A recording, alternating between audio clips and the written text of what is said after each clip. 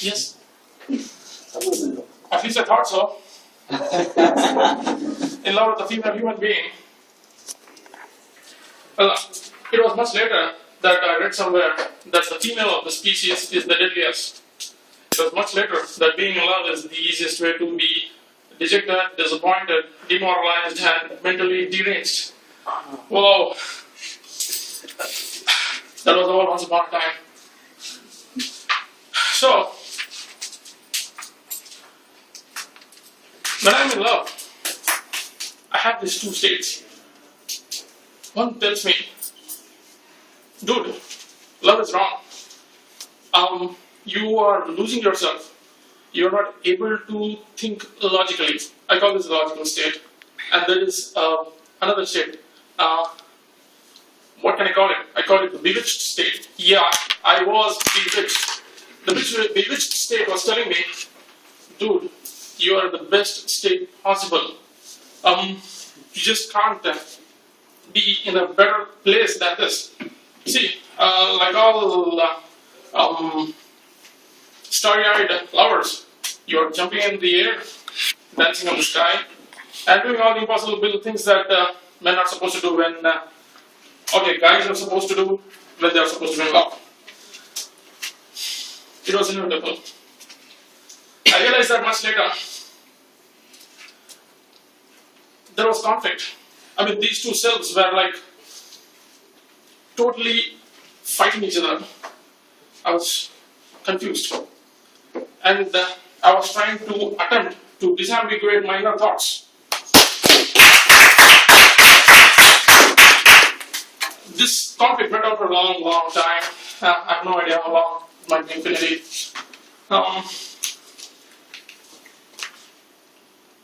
At last, I found a way out of it. To write a poem. To express my love. Okay. If I would express it, my logical self would have something to do. It would use itself in a constructive manner. Yeah.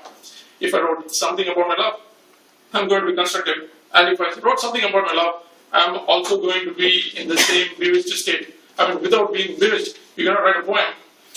It is not possible, as a lot of poets say, without a really bad imagination, you cannot write a poem. Something about tranquility and thoughts. Yeah. So that's how I started.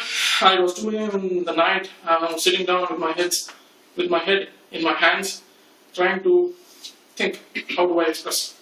Okay, I thought, no, I can't express my love. It's a bit dirty. So,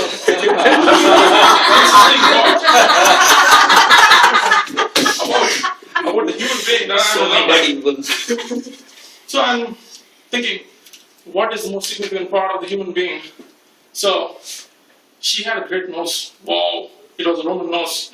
Julius Caesar would have loved it. Cleopatra would have cut it out if she had seen it. Wow. It was, you can imagine a cliff with the, on her face, yeah. I was imagining trying to rock climb that cliff, do all kinds of stuff on the nose, probably find a cave, go inside.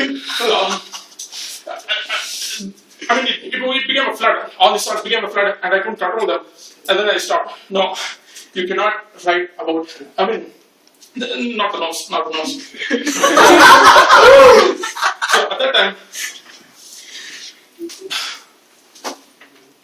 there was a sound, and it was coming from my stomach. I was hungry. It was 2 a.m. in the morning. God damn it! It's been long. It's been like 6 hours since I ate. Okay, hunger is possibly the most strongest emotion that any person can have. So my logical self said, "Hey, you are hungry, man. So you should write about hunger." And then my self was saying, "Okay, since you are hungry, you can probably connect your love to your vivid self and write about it." Okay, how do I do it? The conflict apparently resolved. So I started. I'm really hungry. How much hungry am I? At that time, I couldn't find a metaphor for it. So I realized that I'm hungrier than anything else in the world. So, what is available in the world?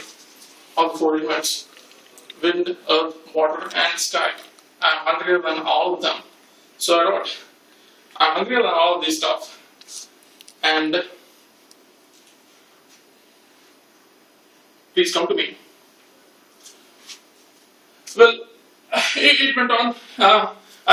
I embellished my poem with the usual marketing and all the usual stuff that poets write in to express their loves, express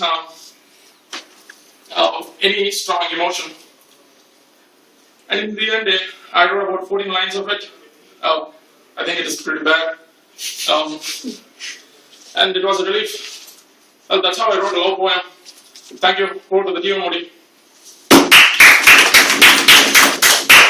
Thank you.